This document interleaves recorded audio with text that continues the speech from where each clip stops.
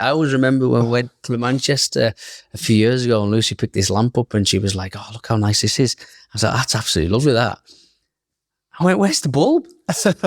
And they didn't sell the bulb with the light. I was like, I'm not buying it. And I didn't buy this lamp. Because I'm like, I refuse to pay for a bulb. It's like when you don't want to pay for postage for something, isn't it? It's unbelievable. Like £100, but then you have to pay a £5 postage. Like, it's unbelievable. So yeah, I'm more of a, I'm giving you everything. Like, especially with the rings, we give you free sizing, we give you free engraving, we give you cleaning.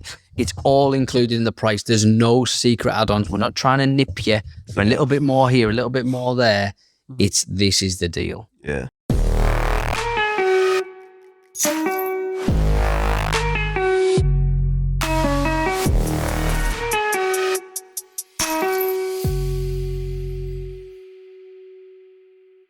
Right, hello, and welcome back to another episode of the podcast Chatzzz. And you are the joint most recurring guest on the podcast now. You're tied with Vanessa Brown. Double my time. So, I was saying to you before, I can't remember when the last time we did it, but I think it went live like June-ish time, wasn't it? And a lot's happened like a year and a half ago. Yeah. Yeah.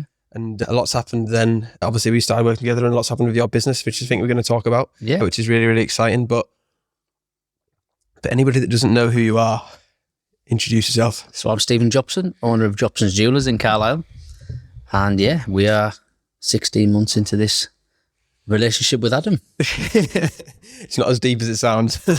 I'm heartbroken. I probably do speak to you more than some of my friends, though, to be fair. Every week, isn't it? On Thursday, every Thursday. To be fair, we're probably the same. But I think it's quite cool, isn't it, to catch up and reflect on the last year, isn't it, really? We won't go into like the 3 facts, because if you want to do that, listen to the last one. Yeah. But you did a post last week, didn't you, about saying to people, are you interested to find out how we've been doing like in the last year and stuff? Because obviously the watch market's changed a lot since we started working together, since we did the podcast and stuff. So I don't know if you want to give a bit of an intro of a brief overview of what's happened, and then we can go into a bit more detail. Now I've got some notes we want to talk about. Yeah, so this is kind of end of September last week, and it's our financial year end. So for us, it's a reflection on how we did last year versus the year before.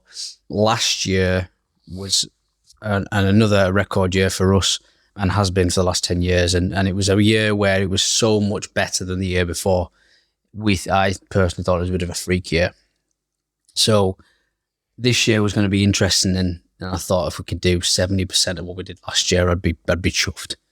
And then in reflection, we're still waiting for the figures to come back, but roughly I think we've done it again and excelled even further on a market where there's a lot of videos at the moment, especially in the watch world, where it's all negative and everybody's, the market's crashing. And for me, it's such an annoying thing to hear on the YouTube videos that the market's crashing, because yes, the prices have come down and there is no secret there, but people still want to buy nice watches. It's just the people who were getting annoyed was the people who were buying this stuff quickly and making a quick profit. And it was amazing while it went on. And it wasn't just shops that were doing that, it was people. People who bought a watch could sell it literally 2 weeks later for a profit. It was mental. And then this year has kind of been a correction. And I think it's been a lot with not just the watch industry and the jewelry industry, but certainly cars have obviously come down in price. I think properties have come down as well. And the world's kind of stabilizing itself a bit more after just an absolute bonkers 2022. So yeah, I put a poll out, and it was interesting to see what people wanted to say. And they were all interested in how we've done it. And I was kind of, I don't mind sharing our, not secrets, but our plan without having to increase prices, and to have hopefully a more profitable year.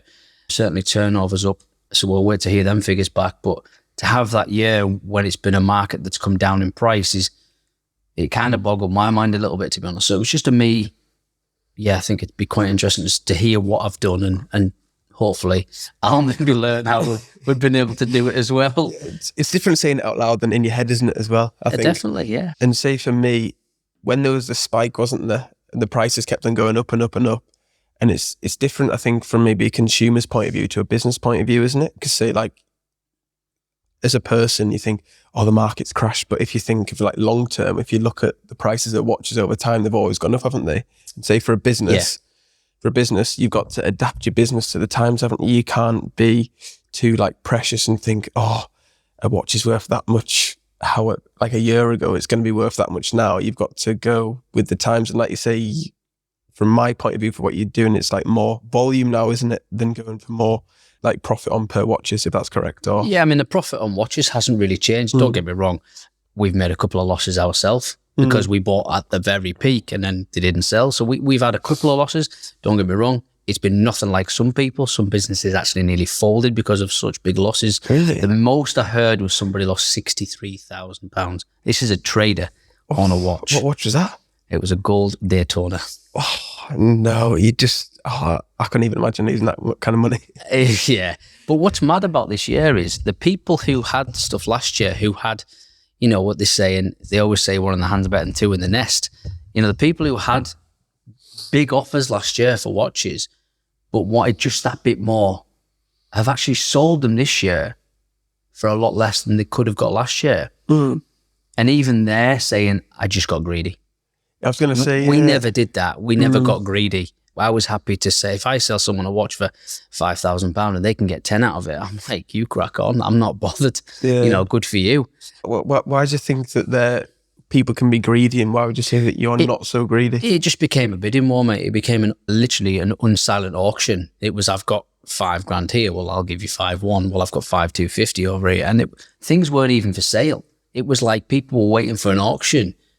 And I think a lot of people, certainly myself in the trade, just got a bit fed up with it. We're like, we're bidding on these watches and we're not seeing anything. So now we changed the model and we said, well, I'm not bidding anymore. And that's not saying we're not buying, but I'm not bidding. You know, come to me, show me the watch, tell me how much you want for it. If it's the right price, I'll buy it. If it's not the right price, I'll tell you. But I'm not one of these people who go, I'll give you £2,000 for your watch over the phone after I've seen images and paperwork and all the rest of it, and come in and go, I'll give you 1,500 quid. You know, it happened the other day with an old vintage watch. And the fella's like, I don't think it's worth much, but I'm looking for a couple of grand. And it was fair. You know, the watch is here. And he was like, he genuinely said, I thought you were going to chip me back a bit. And I went, well, no, I'm pretty happy. What you've said is as it's described, and I'm happy to pay you that money, and I will. And he was like, oh, amazing. Thanks very much. I suppose that's the thing, though, isn't it? It's relationships with people, isn't it? And the respect, I'd imagine. Honestly, all it is. We've had a few people selling a couple of items to us, and, you know, one lady was offered £400 for a beautiful brooch. I mean, it was beautiful, and I still own it now. And I said, if you sell this brooch for £400, you're mental, because I'm triple that. Yeah. You know, and that's not me getting to a bidding war, because she probably would have sold me at £500, but I would have been ripping her off. Yeah. And I'm not about that. I don't know what I'm going to do with it, because I don't know who wears brooches, but it's too nice. So I've still got that thing, and I'll figure out what to do with it. Maybe put it into an auction and take a risk, or I don't know. I really don't know what to do with it, but it's too nice to let go for that money. And I told her that. I said, look, you're getting stung there. Yeah, I suppose, like you say, it's honesty with people, and then they will come back and they will tell their friends and that kind of thing, isn't it? Absolutely. I mean, don't get me wrong, we have to make a profit, but yeah, there's a fine line. The best deal is a deal that the person selling's happy, I'm happy, and the person buying it gets a good deal. So everyone gets a good deal. It's a good deal. You know, you can't have someone making so much and someone else paying little and someone paying too much. And that's the same as sourcing watches. We don't do anything on consignment. We don't sell a watch for somebody. We buy it. We take all the risk, and that's changed over the years. You know, I'm the third generation. It was interesting to say about different levels of eyes and input in years to come, because we're quite lucky here, where my grandfather had the shop for 30 years, and my dad was in there, and then he took over. And then he was in for 30 years, and I came in and took over. So it was like a new, fresh set of eyes, probably at the right time, rather than being stagnant. So it's a new idea. And certainly now we've just signed the lease to be here for another 5 years in the shop. And again, you know, we're able to, number one, hold our prices, but certainly not increase them, because the landlord's come to us and he's prepared to do a deal, and we've had a bit of a saving on the rent, you know, so we've got a shop that's all fitted out and kitted, and it's cheaper than it was last year. So because our overheads are less, we don't have to move everything up with everybody else. We can hold the prices where they are. So again, offering deals we can on everything we do, because we're not having to increase because of in this case, the rates in the shop. Yeah, because especially like locally, I'd say, I'm obviously biased, but I'd say this is the best jewellers in the local areas and in Cumbria and that kind of thing, where the places are shutting down as well, isn't it? So what do you think you're doing differently to other people then? Well, apart from amazing social media videos. As you say, I mean, you know, one of the big jewellers in the lanes closed down last year. So for us this year, we are probably getting a bit of that traffic, which was a slight chain. I think you had 5 shops, but again, it was quite a well-known jewellers. And we did do similar products to them, but now we are the people to come to. But again, prices haven't changed, the service hasn't changed. So we've got a bit of feed from that. That's definitely been an impact as to why this year we've certainly seen a bit of a growth. The second thing is the industry that we're in, and probably every industry has new ideas and designs and new items come out, and we've been able to embrace that. The biggest one we found this year is the introduction of lab diamonds that we sell over natural diamonds. And the reason we've started selling them was genuinely because I had a friend of mine who wanted one. He didn't want a rubbish diamond. He wanted a nice one, but he couldn't afford, nowhere near afford a natural version. He said, let me go. I don't want ones with little stones. I don't want a lab one. I quite like the fact that it's more eco-friendly and things. And I started looking into it and I was like, all right, so they were able to grow a rough diamond within the space of a few weeks. And then from the rough, you can cut lots of different stones off. So the same as finding the floor, they can grow it. So instead of millions of years with pressure and heat, they're able to do that with technology now and pressure and heat and form a rough diamond. And then it goes through the same processes as if it was found on the floor. But the prices, we would sell maybe 1 or 2 1-carat diamond rings in a year. And even then, we'd have to really chip the price down for us to get it away. Whereas this year, we've been able to stock much bigger items at a crazy price off the retail price, of a natural one. And so from there, we've sold probably 20, 30 1-carat plus rings, which from 2 to 30 is massive. Yeah, I'm still trying to figure out how to get advertising to men about a ring, because it's like, they just don't get it at the moment, do they? It's not even getting it. It's you know, if I'm a man, I'm looking. I'm not, or whoever. I'm not looking for. What I want is a brochure full of diamonds. I'm not really that interested. But when it comes to buying one, how would I want to know where to go? And so what we've been trying to develop over the last few years is a little bit biased towards men, where we've been heavily hitting the watches, but you know, we obviously do beautiful rings as well. And it's actually, we've obviously got more rings than watches, but you know, we do sell a lot of the watches. And again, they can be chopped in, the same as the rings can be chopped and changed. But when you're buying an engagement ring, it's a one-off purchase, really. You know, people do go up in size, but generally that's after about 10 years and things. And this has been something we've been able to offer. We can part exchange rings against the lab stuff, and they can get huge rings if they really want to for a fraction of the price. So even that, the price has come down, but we're selling more of it. It's almost like, it's a bit like the Greggs theory, where they'll sell a sausage butty for £2.70 and blow everyone out of the water with a coffee, but they'll sell like 100 an hour. Yeah. So don't get me wrong, we're nothing like a Greggs style, but we certainly are moving a lot more volume at a lot less money. So it kind of, and also you've then got more customers, and then the network grows of the shop. Yeah. So you interact with more people, you'll hopefully create more sales. So that's been the biggest change for me in the jewellery this year. Yeah, because a lab diamond is actually a real diamond as well, isn't it? Yeah. It's totally. People that like don't know what they are, kind of thing. Yeah, people have this conception of it's a CZ and you can just buy them, and it's not. It's still a rough stone that then goes through exactly the same channels as a diamond does. So if it's certificated, it goes to the gemologist. After it's been cut, it has to be cut properly. Then it has to go to the lab, and it's all the same process, but it's just you're not waiting millions of years, digging up a load of dirt, transporting it over after being in a mine, which you have to make sure the mine is conflict free. It takes all that out. So you save an absolute fortune. Yeah. We should have had some examples here, shouldn't we, in show? We should have, but we can get some. But I think why do you think that's became so popular in the last year or so then? The lab diamonds, why do you think it became? And I think, to be honest, because you genuinely do get such an amazing product for your money. Yeah. The massive, like when we do the videos. Well, they're as big as you want them to be. Yeah. But they are a fraction of the price. So I mean, when you compare the prices, the price differences, when say 1 for £3,000 off or £4,000. We had, a lady come in and we literally designed her ring, and we're doing a lot of that at the minute, which we are bespoking mounts for people. I've seen this mount and I want it tweaked slightly. So we'll send it off to our guys. They'll CAD cam it up and design your ring for you. And that's a lovely process to go through. It doesn't cost any more money. But when someone goes, I've seen this Tiffany 1 carat ring at 40 grand. Can you do it? And we'll say, well, yeah, we can get you a lab one. We can make the setting exactly the same. It won't say Tiffany inside, but it can be exactly the same with a 1 carat with the same quality diamond. It can be 4 grand. It is that big a difference. It's massive. Yeah. I think the bespoke thing's a real big USP though, isn't it? Like you say, if people come in and say to you, oh, like you say, I want this ring, I've got this budget and that kind of thing, and you can literally create whatever they want at whatever the price point. Yeah, and again, it's technology. You know, you're able to see that within either a wax casting, which someone's, you know, the guys make. When I got married this year, me and Lucy went down and she had her wedding ring made in a wax casting and then produced it in just a base metal. So she could physically see what it looks like before she bought it in just a rough metal. And we were able to see that process. So it was really good that we can now give that information to customers and show them the samples and then show them the finished product. And it's just a bit more insight from going to the factory, seeing the process, understanding the process more, and then being able to offer it to customers in store.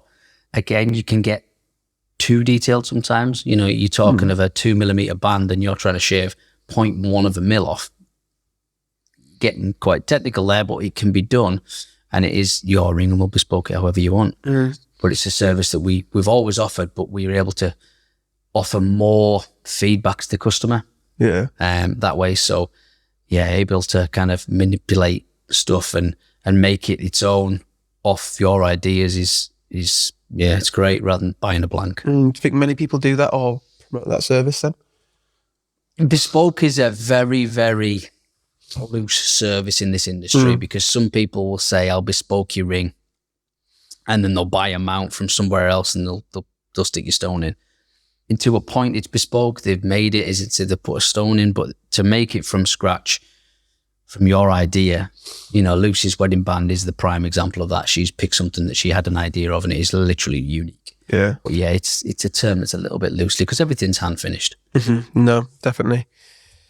So I've got some notes here that we've prepared, haven't we? I want to talk about the team. Your team's changed in the last year or so, hasn't it? Yeah. So my team as such, so still the same staff. We've brought Lucy on board, which is my wife, and we got married this year. So having her here is great for me, someone I can really lean on, rely on, as well as the other guys who are here. Jamie's nearly been here 10 years, Kerry's nearly 5, and Jason's now found his feet after a year. Got some great relationships with customers. People are literally coming in going, I've seen you on TikTok, and you know, and he loves it. So in terms of the team itself, they've got more responsibility now than ever. Not that I'm trying to take more of a back seat, but it's very difficult when 3 and 4 people want to see only you. So having to spread that over the team gives me more time to do other stuff, and they can get on and more than capable of doing it as well. But it's just getting them to be more comfortable and making decisions for the shop without having to ask me all the time. So having them make their own decisions has sped up the completion of sales.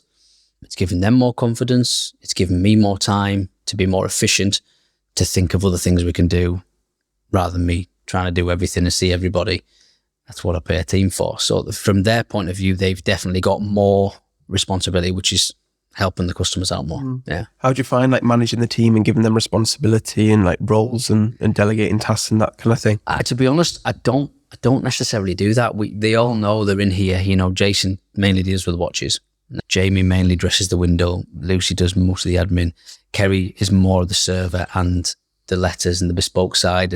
And not because I've delegated that for them. That's the thing they love to do. And they're all very good at what they do, but they can all do the other stuff as well. But when somebody's very good at one thing, it's also very easy to leave it to that person and say, you do that.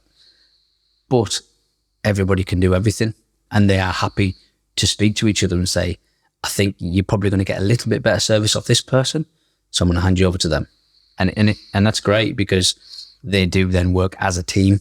Yeah, because that's what you want though, isn't it? Everyone working in synergy kind of thing, and no one being selfish and just, I don't know. It's my little family at work, isn't it? It's great. Exactly. I definitely don't do a lot of delegating. You know, I want them to be happy at work.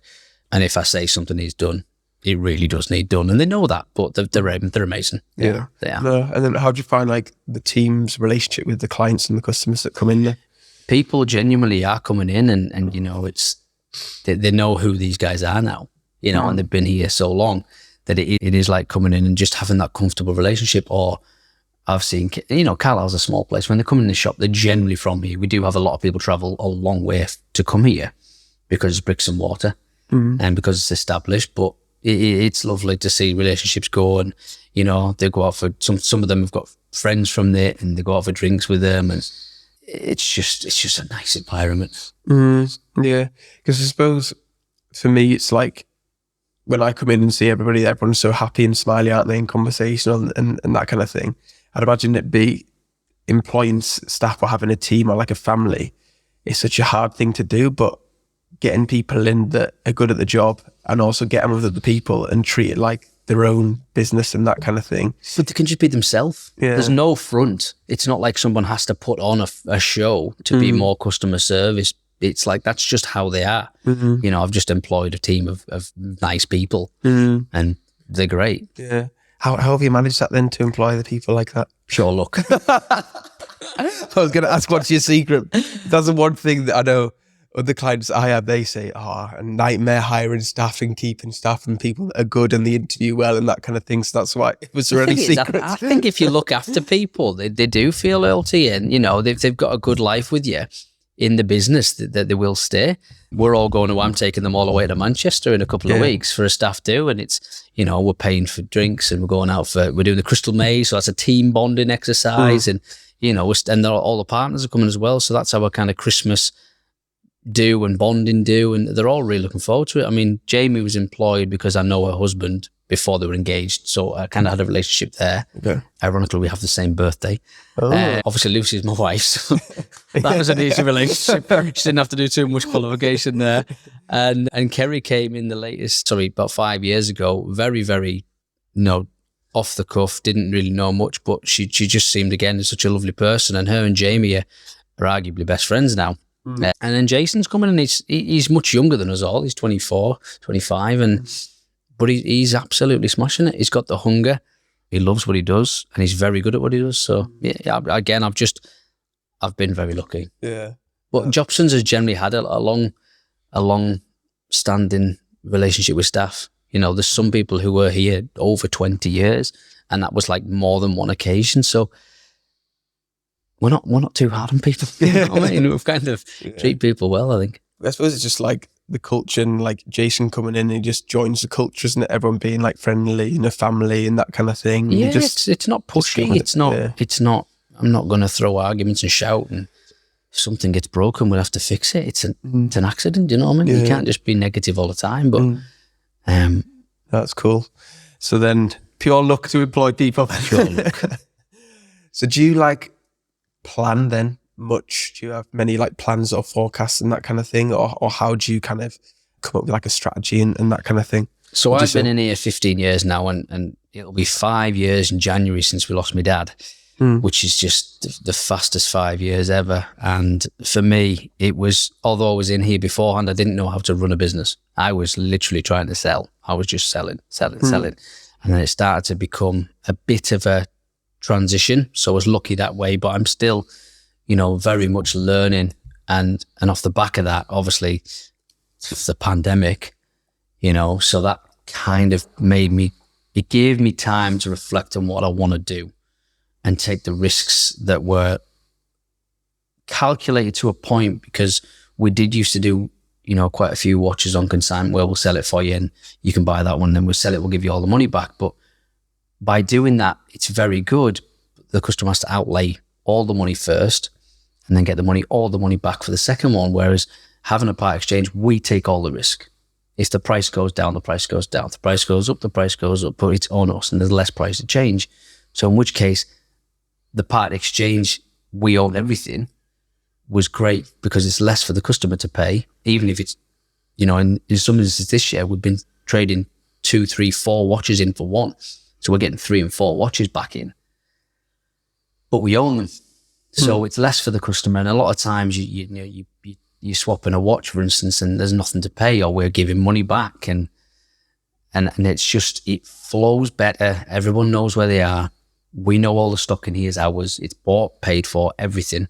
So it just means we can make decisions moving forward. If one sells, we don't have to wait for the other to sell. It's like, we'll just take the part exchange, take the part exchange, take the part exchange. And so the volume has grown so much because the speed at which we're rotating things is crazy. There's been times, I'm not going to lie, where we have had bit nippy situations where I've had a little bit too much stuff in terms of stock. So buying a lot, and there's been a quiet month, for instance, but when I say quiet month, it's probably been a quiet week, but I just get a bit twitchy. The business is failing. No, it's not failing, it's just nothing selling, but no, it's been amazing. But we do get the twitchy moments because it's a lot of money. There's a lot of money outlaid in this stuff. Oh, no, yeah. You know. Why do you think you made the switch then from, say, doing consignments and not at all? Can you remember what was the moment when you thought, all right, we've got to stop doing this? So I think it's better. Yeah, we had a couple where people would say, put a watch in and say, I want £10,000 for that watch. And I say, okay, no problem at all. So we'd list it up and we'd have offers on stuff. And we said, we can't sell it for less than 10,000. We've got a contract. And then they'd come in and pick it up and say, oh, what did you get for it? And they'll say like, oh, I got 9.5. And I say, well, hang on a minute. I'm contracted to 10 and you've sold it underneath me for 9.5. I've cleaned it. I've polished it. I've advertised it and you've undercut me by 500 quid. What's up with that? So I kind of it happened 2 or 3 times and I just went, no more, you know, and it doesn't give you any control to even do a deal. If I've got a watch in stock and I'm out of pocket and I'm upside down on it and I need to lose 500 quid to get out of it, I can do that with my own stuff. I can't do that with the customer stuff. He can, but I can't. So it took all the negotiations completely out of our hands. So buying it all and owning it all made a big difference. And again, if I need to release a bit of capital, I can send stuff out for crazy offers, which we always price ourselves well in the market anyway, but we never have a sale. And that's the other thing. I think I don't remember the last sale we had in here, and we don't need to. We're happy to do a deal. We price ourselves well. Any discounts we get from the supplier, we pass that on. So when people are comparing the prices like for like, they know where they're at. They know we're well priced. I always remember the Debenhams Blue Cross sale, and everyone waited for a Blue Cross sale at the end because no one was buying stuff at full price because it was going to be 70% off it. And you're like, well, no one's buying, are they? And now they're gone. Yeah. So you wait for that. Either be a discount store or you be a consistent store. Yeah. And you've got the likes of an Apple, who's a consistent store, who I don't even think the staff get 3%. I could be wrong. No, I think they get 17% to be fair. Well, I don't know. That's one of my mates who actually works for Apple, not in the shop anyway. I don't know what the shop gets. Well, I knew someone in the shop and she reckons she got 3% off an Apple. Yeah, maybe they do, yeah. And it's very, very tight. But when everyone knows it's that price, everyone's happy to pay it. Yeah. And I think that's where we can be a bit more flexible. We know we're giving a good deal. And a good service as well. I think that's so underrated though, isn't it? The service, the shop, the cleaning of it all, and just the lifetime. If you want to come in and have a conversation, we're here. Yeah. We've just signed a 5-year lease. High streets are looking like, what am I going to do? I'm going to get a smaller unit. But, our landlord luckily has realised that and has signed up. Us and Sony Centre next door were both signed up for another 5 years. So we're going nowhere. And it's now like, right, okay, what's the next 5-year plan? Where do I want this shop to be? I'm definitely not going to go multiple. I still want to be a one-person shop, but is the new platforms. We've got new platforms we use to sell on stuff now. We've negotiated deals on different platforms. My network of people for trade customers, the amount of volume of watches I get offered is 3 times what it was last year. My reputation up and down the country and worldwide is more. It's just the network of this shop, because of the volume we're doing, is just expanded so much more. And because of that, I think that's where we've had main success. Yeah. What do you say the next plan is then for the next 5 years? And obviously you got the lease. So obviously we've got, in terms of refit, we've had a little one this year with this new section here, just freshened it up a bit. And then obviously with the lease being here, we're fixed in the shop. So that's, in terms of plan, that's security. It's not a lot of money. Security is, we're not going to go anywhere. We're not going to have a big sale and close down and away we go. We've got more stock than ever. We're able to offer more CAD, and we're trying to then think, how can we bring that into the shop and show people what we can do? So we're going to be doing more demos. You know, hopefully we'll be doing more trips and document that. And just we'll see where the market goes in terms of the watches, certainly.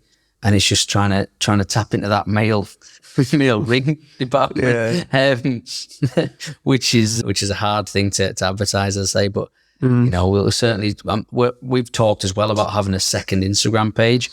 Maybe it'll help the other algorithms. Trying to get wedding rings and rings in self, and have Jopsons as a multiple, a bit of everything. So that's Jopsons Jewellery coming soon. Jopsons Jewellers. I just need to persuade him. I think I'm persuaded, to be fair, because as you say, I think having the kind of contrast between, and certainly that came from looking outside. So the window split between watches on one side and diamonds on the other. And generally you'll see couples, and it'll be the majority of the time you'll see the ladies looking at the diamonds and the men looking at the watches. So we can have that transition. That's like another department. Again, it's managing that properly and consistently. So I think that's a difficult thing though for the rings, isn't it? Like, men buy them, but it's the women that look at them, because I'd imagine it'll be the women that watch them on social media, then forward it to the boyfriends and stuff. That's definitely one way to do it. And unfortunately with the rings, it's when you see a price online, you're just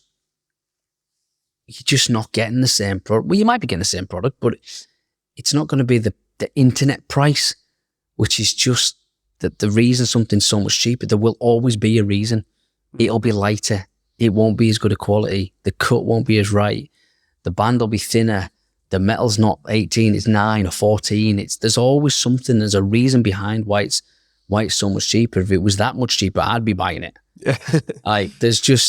It's such a fine margin industry in terms of the band, that this is what we're here for, to show people the differences. We don't want people coming back because they've got a fault with a ring. We want them coming back to have it cleaned and polished, and we'll do that for forever. You know, we want it looking amazing as it did when it left the store. I'm buying them personally here, where a guy comes to me and says, I've got this, and I'm like, well, I like that stone, but I want that mount. And recently we were making that sapphire we made. We sold it in a week. Yeah, that was cool. That was like, 2.5 grams or something. It's cheap, yeah. Really good. Yoni missed out on that one. You did miss out. Yeah, sorry, Yoni's girlfriend. She commented on that. Shout out to that, by the way. Honestly, every time we go to Cardiff, she's saying, "Oh, we got the ring yet?" I'm like, I'm not saying anything. Poor Yoni. But yeah, we said about the 5-year lease, so a bit of plans going forward. So backtrack like 12 months then. What do you reckon was the plan then for the 12 months that have just happened then? Was there anything that you thought to yourself, all right, yeah, we need to be doing this, we need to be doing that, or this is the way I see the market going, or what was kind of like, what mind frame were you in to say, oh, we need to do some more of this? So 12 months ago, obviously, we had 1 year less than our lease. So that was in my mind, what we're going to do, because there's a lot of property coming up. So are we going to go to another property and buy the property, or are we going to stay where we are? Let's see where we're at in 12 months. So I couldn't do anything about that. I could start looking at units loosely. We started. Yeah. So our followers of, where we're going to get to, I want to try and get another 1,000 followers on a different platform a month, which I think we have done. Thereabouts, it's nearly there. Nearly at 10,000 on TikTok. The Instagram's grown, the Facebook's grown. So that side of it was, well, how is it going to perform? So let's try that for a year. Let's not give it 3 months. Let's give it a year. So that's happened. And then again, it's being consistent. You can't just always change it. I'm still wanting to be consistent. Yeah. So that was the main aspect. I've give the staff little target to try and hit. They will probably change this year, because I want our social media especially to be absolutely rammed. But I think we do need a contrast of, if you like the rings, this is the page you go to. If you like the watches, this is the page you go to. If you like a bit of everything, this is the page you go to. Sure. So there's that to go on. But again, I don't want to get to the point where I'm waiting another 10 years for my kids to be 20, 21, and they come in with fresh ideas again. It may happen. But at the minute, we've signed a 5-year lease, and it's a 5-year plan. So they're going to be too young. So that's just kind of, let's see where we can be this year. Let's see what the figures look like. I think it's amazing again, certainly with more stock. which I'd like to be lower. But again, when we're getting 2 and 3 part exchanges, it's quite difficult. Yeah. I'd certainly like to do a few more shows. I think I want to do a few more nights where we can invite customers to the shop, do some promos, get some suppliers in, show them a little bit of that. Like an experience kind of thing, yeah. We did it years ago, but then COVID came in and kind of ruined all them plans. Yeah. And you kind of get a bit out of the habit because of COVID, you know, you kind of go into survival mode. How many shops have closed because of that? And it's kind of like you don't want to ever be in that position. And I'm just kind of showing people we are here for the long haul. And as I say, yeah, just maybe tweak a few things. Yeah, because I think I was saying to you last week, wasn't I? My opinion on you is you're very open to change and to trying things no matter what it is and that kind of thing. And I think that's important as a business owner, isn't it? To not be too set in your ways and just think, this is the way I've always done it and this is the way I'll always do it. Whereas it's like you say, let's try this and see how it goes for a bit. Not just like, we'll try it for 1 month and if it doesn't work, then it's never going to work, but give it a bit of time to try it and do different things, because people change, the market changes, doesn't it? And you've got to adapt. Like our social media strategies adapt. We've just started doing the street interviews and stuff, which we didn't do when we first started and stuff. But it's different in like business and stuff. So see what works and what doesn't work. Yeah, exactly. The difference is with this business is if you buy something that doesn't work, it's quite expensive. No, that's true, isn't it? Yeah. But the good thing for me is, again, when I've got my team and I can show them this stuff and I can say, there's 5 of us, you know, and I can say, look, guys, what do you think of this? Well, I like it. I don't know. Kind of outvoted there. Yeah. So I've got a bit of I've got a really good backbone of a team who genuinely have the business interest at heart. But if they don't like a product, they're not going to be able to sell it. Yeah. They've got to give their passion for it. And if they love it, then so will hopefully all the customers. Yeah. Because they believe in it. Yeah. I think it's important, isn't it, really? How important is it then for you to set targets for the team then? So that's one thing you mentioned. It is, don't get us wrong, it's quite difficult, especially when one person mainly does the admin or 2 people do the admin and one person is the salesperson. You can't really give them that much of a target, but as a whole unit, you know, it's a bit like taking, you know, you take a little bit of advice. I've got a lot of friends in the motor trade and it amazes me that they have a service target, which is completely separate to the sales target. You know, whereas if they worked as a unit, the whole group would benefit. And I think from there, it is looking at how can we improve. Okay, this is outperforming this by a lot. So how are we going to get these 2 back on a par, or how we're going to generate more that way? And in which case targets become a group thing.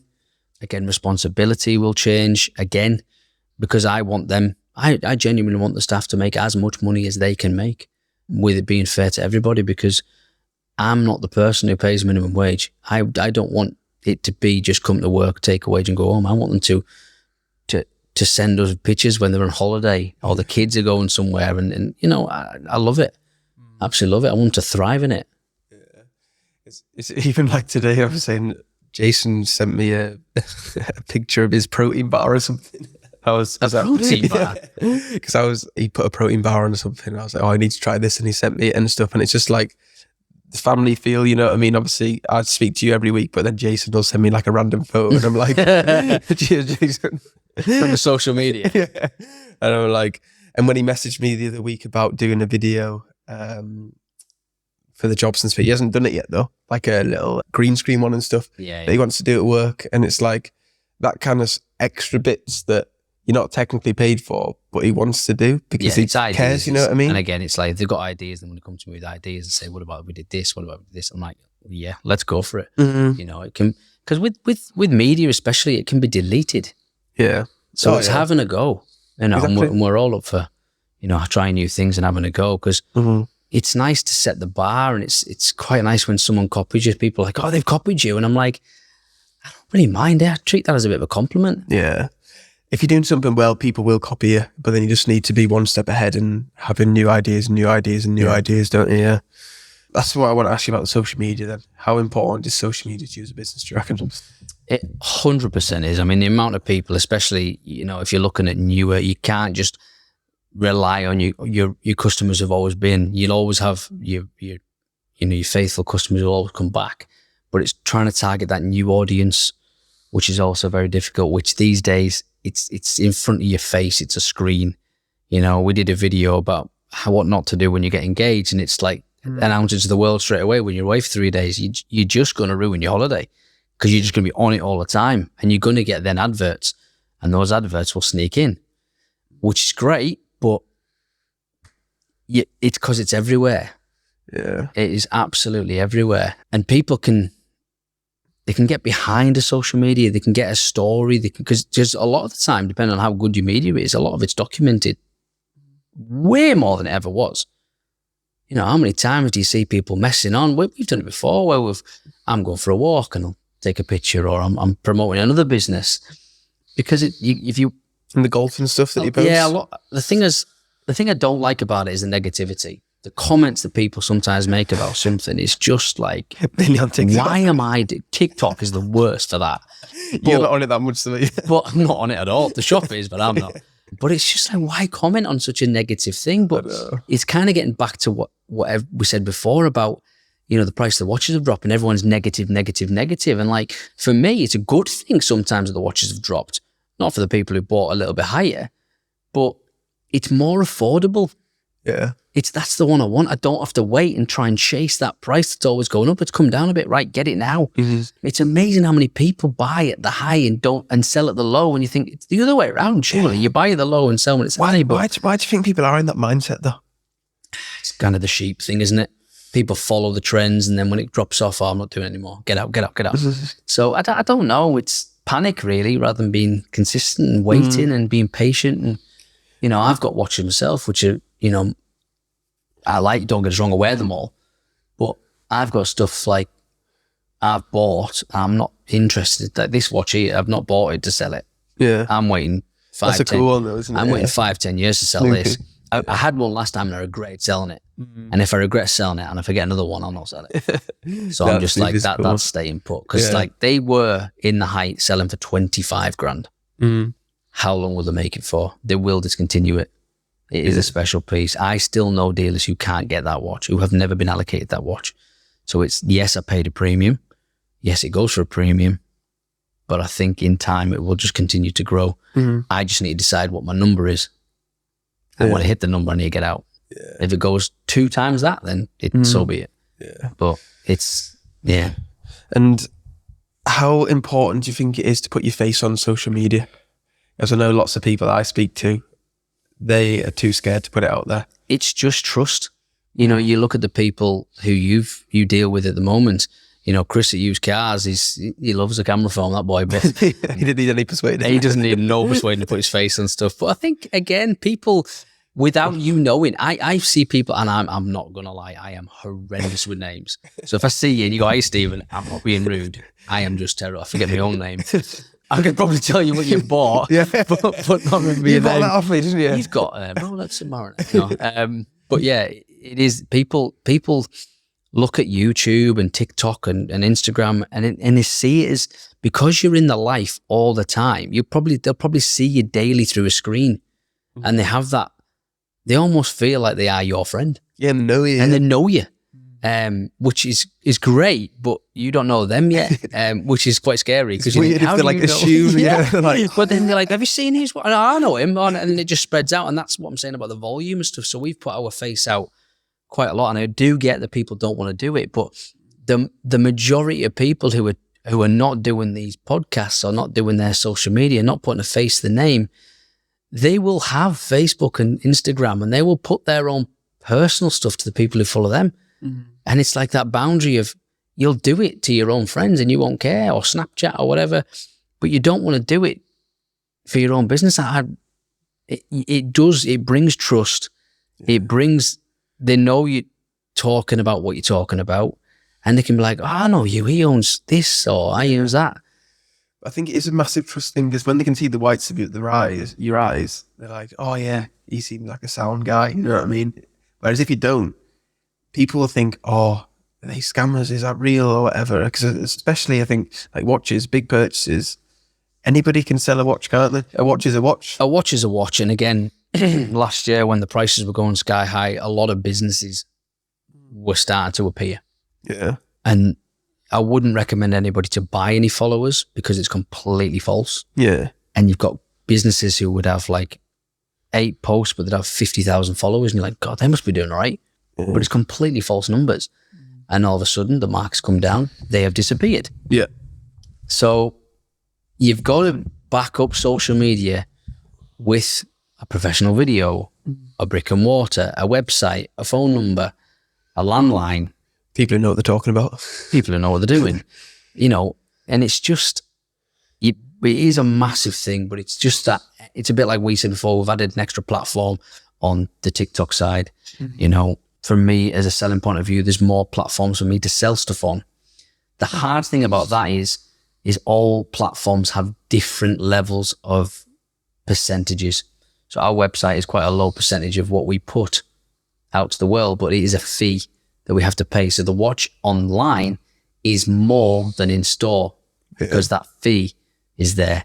Whereas if you come to us direct, we will always be the cheaper way to buy the watch or the ring. Okay. How do you find then Chrono 24? Because I know that's quite common, isn't it, in the watch world and that kind of thing. So do you get a lot of people saying, oh, I've seen it on Chrono 24 for this price, but yours is a different price and that kind of thing? I tell you what we only get that for. We only get that for is when people are selling something. Okay. Oh, it's on Chrono 24 for 20 grand. All right, I want 19. You're like, that sounds good, but the 6% fee. When it's 19 grand. And that's asking price. I'm selling one for 18.5 in the shop, so I can't give you 19. So once you educate people that way, it's an amazing platform because it's a global platform for watches to get that average price of where things are at. It doesn't really take the average price into box, papers, condition. It just the model and the price it sells for, and even the dial. But it is an amazing platform. We are on it. We do pay a monthly subscription to that to be what's called a premium seller, a trusted seller. And we do still ship watches around the world. But once again, this year with the new tax implications and import, France is one where we just can't send to France anymore because we now pay an export fee. And it's huge. Yeah. So we just can't ship to France anymore. Like it's a Brexit. I mean, that was a while ago now. It's new VAT laws, I think it is. Is it? But it can be a bit of a pain, but it's a good way to communicate with people. Yeah. But for Google Translator. Someone speaking to me in Romanian, I haven't a clue. Really? Yeah. So, and how do you do? Did you do much business abroad then, or not really? Or not now because UK, of that. We do get a lot of inquiries abroad, and we have got a lot of people asking from America. I was in America, I was into New York. I went down to, again, talking kind of networking. There's a lot of people in YouTube at the minute. We're doing a lot on 47th Street, which is the retail jewelry street in New York. And I was quite amazed because I went into the shop, which is actually an arcade, and it's just little booths. And everybody's doing the same thing. Yeah. So this area here we're in, the next person has the same area, and the next person has the same area, and it's just the same stuff. I just find it bizarre how they make money when there's so many of them. It's literally, it's like they've offered me it for $5 and I'm getting $150 off you, and I'll go $5 as well. And I'm going to see if he go $4.9, and you're like, it's bizarre though. It's crazy. It's great because everyone's in one place. Yeah. And it's, although a jeweler's gone in town, it is quite sad because what's great is competition and comparisons. And it's why in terms of the stones, we have different colors so we can show people the comparison. But that is like dog eat dog. Yeah. But what was amazing was I was trying to think if I could buy something there, and the prices in America were crazy. I was selling them cheaper retail than they would offer me trade in America. But yeah. Also, the conversion rate was crazy. So once I spoke to a few people, they were like, "Come back, bring me this, and this. bring me your shop. I'll buy it off you." And I was like, "All right, how the heck am I going to get that out there now?" So I've told you I've got an American passport. Send me over. Right, I'll send Adam. That's the same in Hatton Garden Arcade, isn't it? Yeah. It's just like absolute carnage. I don't know how, because I see them all on TikTok now, and I'm like, how do they all make money, and how does somebody pick which one they go to when it's literally like all the hustle and bustle and that kind of thing? So I know what you're saying there about how do you pick which one you go to, but again, the watch world, they all have pretty much a very good relationship in there. They all look out for each other. Everyone's trying to make a living, but especially in this industry, in the watches especially, it is a community. No one's really trying to shit on somebody else. They're all a bit like, yeah, they're all right then. If they've got it, they've got it. And if they haven't, they haven't. Or if someone likes dealing with that person in particular, they'll sell it to you to sell it to them. Yeah. So they are, it's a bit of a dog-eat-dog world, but it is also a community. A lot of the lads I speak to are all in that arcade and all do know each other, do work with each other, and do bounce ideas off each other as well. How important is that then to be part of that community? Because imagine if there's one, like, is it black sheep or whatever they call it, dark sheep, and they'll, I'd imagine, get found out pretty quickly. Well, they just don't last, do they? You're outnumbered. As you say, it's a community. It's like having an extended shop. We've got a great relationship with lots of people in the world, especially in the UK, over in different parts of England mainly. We've got a very reliable source down in London. I had a guy who's got Pomeranz Boutique who does online, and he's got a unit in Canary Wharf. Yeah. Jason just sent one today. He's going down. He's happy to hand that watch over to the customer, who can then have total relaxation that he's buying a watch from a shop. Yeah. He knows he's right. He knows that I'm right, and he'll also get the part exchange off him, check it over for me, and then send it me up. That's cool, isn't it? Yeah. It's brilliant, and it's what I'm saying. It's like we're not doing him out of a sale. He's just helping us out because we buy off each other, we sell off each other, we talk to each other. What's selling? If he had anybody coming up here, he's got more. He's no problem. We'll help him out every single time. Yeah, I think that's cool though, isn't it? Really, to have that kind of relationship. I don't know many other industries that would do it like that. I wouldn't know. No, I wouldn't know really, to be honest. If you look at the car industry, yes, if you've got a dealership who's got one in Penrith and another one in Ulverston and Carlisle, then yeah, they're going to work within that circle of the community. But would that person sell it to that motor trade? I don't know. Probably not. Probably not, definitely not. And then I wanted to ask you, you said you're getting offered more and more watches then this year. Why do you think that is then? It's not that there's more available because they can't make any more, but the people who, we do have some people who've had their fingers burnt, and they've paid a lot of money for something. Now they need the money back. But there's that side of it. Because it was so big last year, it's a bit like the Apple Watch. If someone's got one, I want one as well. I want one as well. I want one as well. I want one as well. But I also feel like because the mortgage rates have gone up and the interest rates have all risen, if you're remortgaging now at like 5% more than it was last year, that's a huge amount of money. Oh, massive, yeah. And if you bought a watch, it's disposable income. Get rid of the watch, that pays for this, that'll pay me up this year on the mortgage, and I'll have to rethink next year. So there is a little bit of dumping that way, but I always feel that's people always living to the breadline. Yeah. Yes, they've got nice things, and they work hard, but if they had 100 grand, they'd spend 100 grand. If they had 10 grand, they'd spend 10 grand. There's no middle. Yeah. It's all the way to the edge every time. And I feel like this year with the interests, people have had a bit of a shock. Would you think it's just your reputation's increased as well? That that you're a reliable and trusted source as well? Certainly because of the expanded network. I think, definitely. And because we don't do consignment, we are buyers. We do get it all the time where someone said, I'll give you 15 grand for a watch, and we're like, well, we're at 14. I don't know why they've offered you 15. Is that a buy-in? No, they're going to sell it for me. So they've offered you nothing, then have they? Yeah. Because they haven't bought it. I'm going to buy that. Yeah, right now. Cash. That's a right now deal. That's not me waiting a week to pay you. It's not me waiting a month to pay you. A year. I'm not waiting for a part exchange to sell. I'm buying it. People just see the pound signs, don't they? And then they realise, oh shit, I'm actually not getting the money. I'm not getting anything. You've been offered no money. Yeah. I might get you this, but I might not. Yeah, exactly. Yeah, you might get paid this much. And then sourcing watches then. Do you do much sourcing or not? Loads. Again, we carry a lot. Again, it's our stock take, end of year. And I was quite taken back as to how much we've got in stock now. But my opinion is if you don't have it, you can't sell it. Now, yes, we can source things for people. The problem with that is if I go out looking for a watch, for instance, for somebody, generally someone else is going to have it. So they'll want money. So then I've got to pay them. And then you might overpay slightly, or I have to lose my margin, which I don't mind because you're buying it up front. But it's also the amount of times you'll get something and someone wants, I want a brand new one, I want it unworn, and I want everything with it. And I'll get offered a watch and a card and it's got a scratch on it when I get it. That's not as described. And I have to go back, argue the toss. So it's you've got to be buying from people you trust if you're doing that. You've got to be seeing video. And then it might not even like it. We've touch wood. We've never had one go missing yet, but there is parcels go missing. Yeah. So yes, we do source, we can source, but there's factors that we can't control that we have to allow for. We don't really push the sourcing though, do you, really? Well, we hold so much. Yeah, that's what I mean, yeah. There's no point. Listen, I know a lot of people out there advertise a watch that they don't have.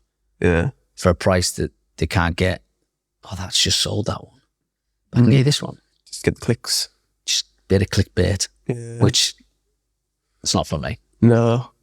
So then people want to know what you've done the last year, like a brief overview of why you think you beat your targets from last year. I reckon, is there a few like tips for people or a few things that you think that you've done that you could attribute to the success over the last 12 months, you reckon, to help people? I think don't be greedy.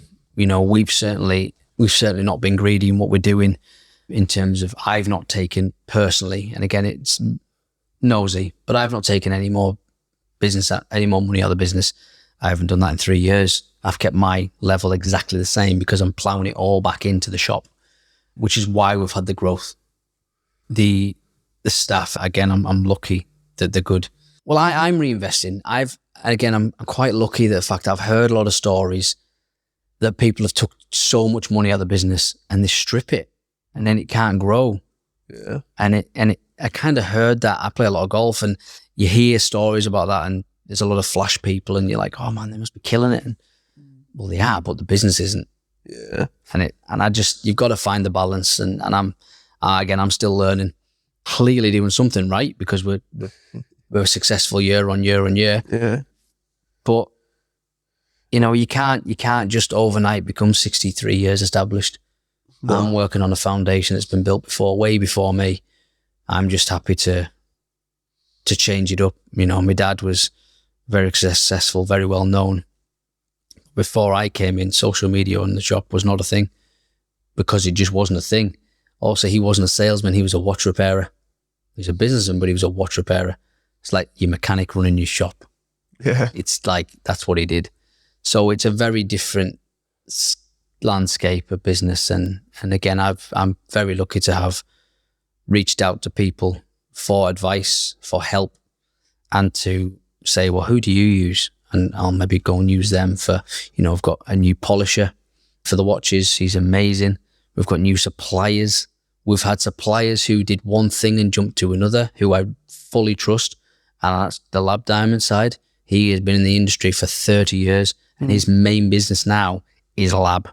Oh, okay. So he's gone off the diamond, still a diamond, but he's gone off the naturals and he's pushing the Lab more.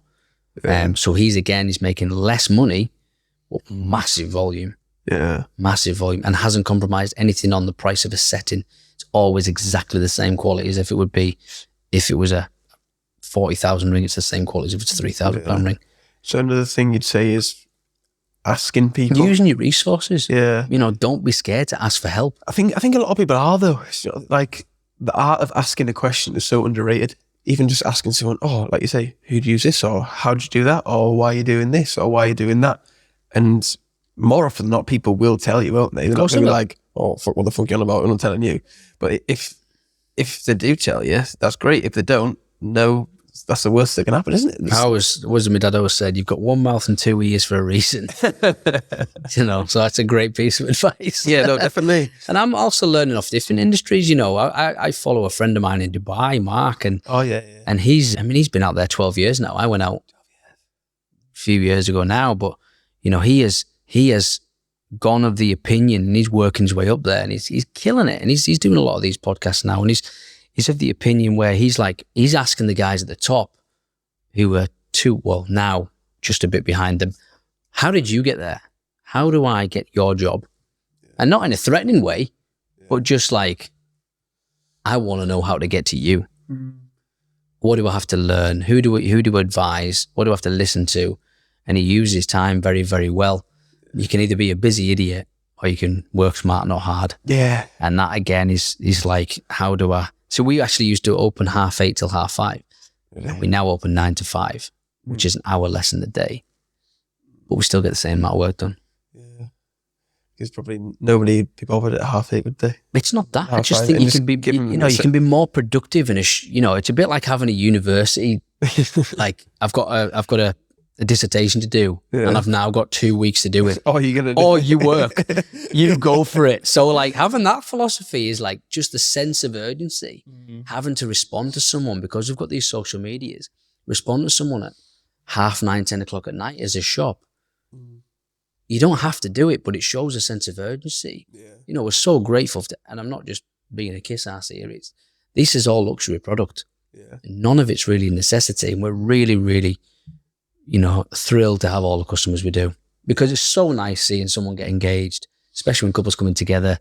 And then you get the wedding rings, and you see the date, and then you see the pictures because they're on socials, and you see that journey, and it is lovely. It's so nice. Oh no, definitely.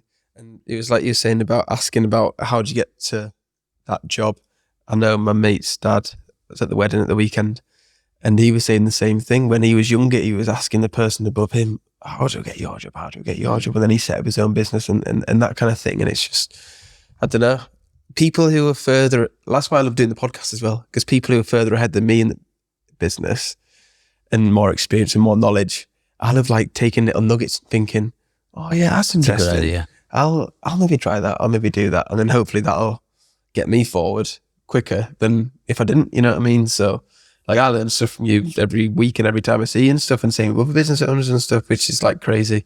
But yeah, just ask people, But your network of people will be growing as well. Oh, massively. And I've kind of, you look at it as like the fan, and you've got yourself there, and you're like, right, I've got this is my team, and I want this as my team, even though I don't pay these people, but I am paid because of them. Yeah. If that makes sense. So like friends down in London or Newcastle who can help me out and take a watch for someone, or, and it's just like, that is my extended shop. Yeah. Network is so underrated. Yeah. Proper networking and reliable people. That's what I mean. We were talking about before about somebody, weren't we? But like, if you can be reliable and trustworthy and honest, then you're going to get that respect from people. Then you are going to get recommendations, and you are going to have that solid network. And if you ever need a favor or you need to ask somebody for this, you will be able to rely on them. But yeah, definitely just be a sound person, I think, basically. Yeah, but also as well, I think if you can be transparent, and everybody loves a deal. Yeah. It's kind of one of them, isn't it, where you're like, it wouldn't matter if you had something on for £1, someone wanted it for 90p. So once you can either be that shop or you can be a different shop, and it's the Apple shop versus the Debenhams, and there's one of them closing down. DFS. There's one of them thriving. Yeah, DFS have got a sale on. 2 sales a year. One's January to June. The other's July to December. But the business model works. Yeah, definitely. It's very successful. So I mean, I always think of it of like aeroplanes, isn't it? You see like Ryanair and EasyJet, which are like cheap and budget, and then you've got like British Airways and Emirates, which are like expensive. There's no like in betweeners, because in between, who really wants that? Really? Yeah, but you're also my biggest pet hate is you say Ryanair is cheap and stuff, but you buy your tickets £300. Then you got to pay for your bag. You're like, hang on a minute, that's 320 now. Then you got to pay for your seat. Yeah, I'm on the plane. It's another £11. You just don't buy them. The add-ons, I don't like the add-ons. And it's like, I always remember when we went to Manchester a few years ago, and Lucy picked this lamp up, and she was like, oh, look how nice this is. I was like, that's absolutely lovely, that. I went, where's the bulb? And they didn't sell the bulb with the light. I was like, I'm not buying it. And I didn't buy this lamp. Because I'm like, I refuse to pay for a bulb. It's like when you don't want to pay for postage for somebody, isn't it? It's unbelievable. Like £100, but then you have to pay a £5 postage. Like, it's unbelievable. So yeah, I don't. I'm more of a, I'm giving you everything. Like, especially with the rings, we give you free sizing, we give you free engraving, we give you cleaning. It's all included in the price. There's no secret add-ons. We're not trying to nip you for a little bit more here, a little bit more there. This is the deal. Yeah. And I think people do appreciate that they don't have to, I certainly do, I don't have to think anymore about what else do I need to complete this. Yeah. Just making it easy for people, isn't it? Human psychology as well. If it's like, this is the price, and then you got this free, this free, this free, or this is included, this is included. It's easy for people, rather than this is the price and you got to pay this, this, this, and this. But yeah, right. I'm going on a tangent there. So next 12 months, what are the plans then? So if we look back, what is a successful year for you now? if we're looking at it, so what are we, October now, 2023, October 2024. Yeah. What is going to be a successful year for you, or what have you got planned to make it a successful year? I mean, don't tell people too many secrets. I'm not going to tell you too many secrets. I'm going to tell you there's going to be some big things happening. There's going to be a lot of events going on, I hope. But again, it takes time to plan. But with the staff having new responsibilities, I think that's going to make a big difference to free me up. I'm hoping to travel a bit more and document it a bit more, to show people where we go and what we do and how we do things. I'm hoping to meet a lot more people that I do business with, because believe it or not, I've spent hundreds of £1,000s with some people and I've never seen their face, which is crazy. And it'd just be nice to have that interaction with people, even though there's 100% trust there. I think the courtyard itself here where we're at is going to change. I think come January, we are welcoming the Shabby Scholar back, which was always a busy restaurant, and give the place a bit of a buzz again. Ultimately, we don't know. I don't know what the forecast's like for any interest rates and things like that, but there's always certain points of the year where there's a buzz around something. And now for us, as a retail shop, the run up to Christmas is here.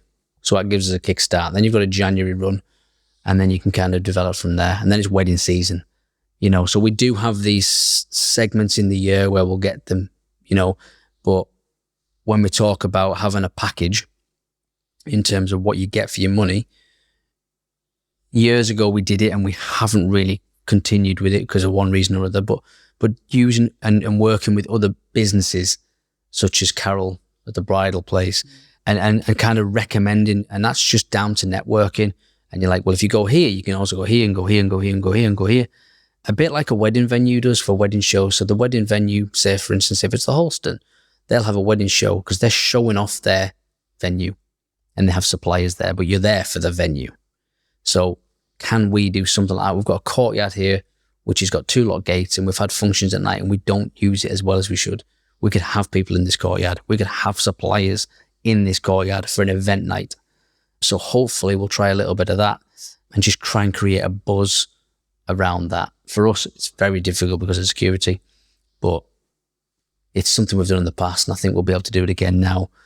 All the madness of COVID's kind of calmed down, and moving forward, and everyone can be social again and just create again. Yeah, there is a lot of things happening in this city. There's a lot of nice buzzy places.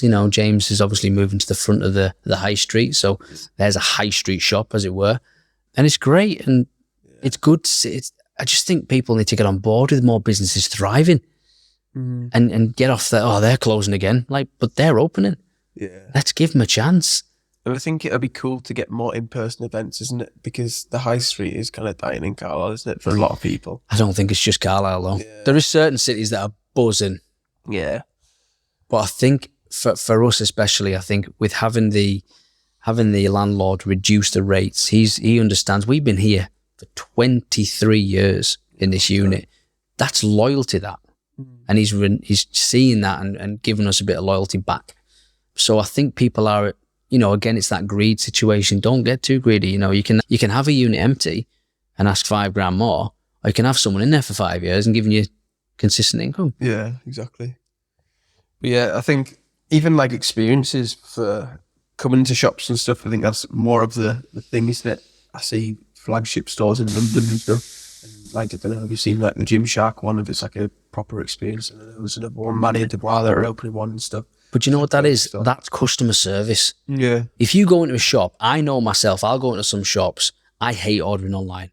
I am terrible at it. Yeah. I am that person that goes, this is the expectation and this is the reality. I am so bad buying online. I would just rather go to a shop, get good help off a member of staff, because that is what they're paid for. Yeah. And although we don't have training courses here, there is a level of training we do for customer service, and that literally is the first thing I teach. Is you just got to be good at customer service, because they're here. They don't have to be. No, they could be literally anybody else, couldn't they? They could be sitting on your phone buying something they don't know about. Yeah. But customer service will massively help shops, but you have to teach it. Mm. Where do you think you learned customer service? Well, obviously, it's a family business, so I've been coming in here since I was a kid, really. Yeah. And I've always seen my dad give good customer service and the staff. But generally, I've known how to talk to different people through golf. Yeah. So when I was 12, 13 year old, I'd play golf with my dad and his mates. You know, these are all businessmen in the city, and I would have to act. I would have to not act a certain way, but I would have to behave a certain way around these people. Yeah. And then again in the clubhouse, you've got different people there, and then having kids myself, and you've got to take your tone down and up, and you've got to adapt to the situation you're in. And I've learned a lot from, you know, socially, golf and university and work. And, you know, I was in the motor trade for a little bit. I got a good bit of training off sales and how to close people. There's not an easy thing to do, asking someone, so we're having this. Yeah. It's a really hard thing to say. And if you go to a shop, there is times like if someone had thrown in a bulb, I'd have bought a light. Like, but it's just the little great things. example. It is. It's just, oh man, I love that lamp. So yeah, batteries included, I think, is the main key thing. Oh, yeah. That's funny. Right, let's wrap it up. Any closing thoughts? No, mate, I'm just, as I say, it's been an amazing year. Yeah. Thank you to everybody. I hope I haven't waffled too much, and give you a little bit of insight as to how we've adapted with the social media, with the new range of lab diamonds, which has brought the prices down. With the adaptations, we just buy everything that we sell. There's no one that's got anything in here that's not mine. So everything can be bought on the spot, whether it's you buying off me or me buying off you. It can be done. Yeah, perfect. Right, everybody, thank you very much. Thank you for watching. If you're watching on YouTube, make sure to subscribe, like the video, comment your favourite part. Any questions for Stephen, leave them in the comment section below. If you listen on Spotify or Apple, make sure to follow the podcast and leave a 5-star review. And we'll see you next time. Bye, bye, bye, bye, bye.